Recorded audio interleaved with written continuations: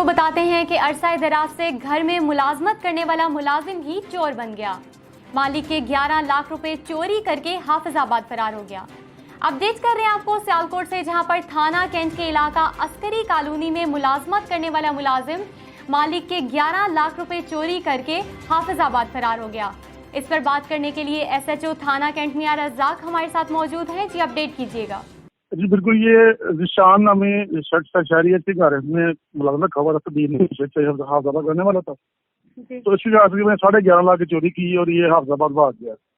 तो फिर हमने इसको साइंटिफिक तरीके से ट्रेस किया और इसको हमने गिरफ्तार किया और फिर कब्जे से हमने जो रिकवरी की ना, तो रिकवरी 12 लाख की हुई, क्योंकि इसने जो पैसे ले गया था जाके दुनिया में दबा दिए थे पैसे।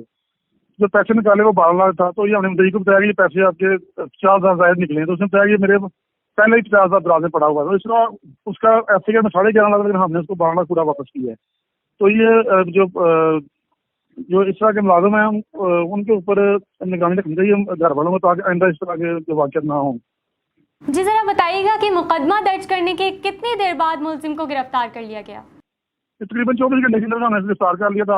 फिर रिकवरी भी हमने सारी 12 लाख कर ली थी। जी बहुत शुक्रिया मियां रज़ाक आगाह करने के लिए। अपडेट कर रहे थे आपको कैंट के इलाका अस्करी कॉलोनी में मुलाजिम ने घरेलू मुलाजमत के दौरान मालिक के 11 लाख रुपए चोरी करके हाफिजाबाद फरार हो गया। शहर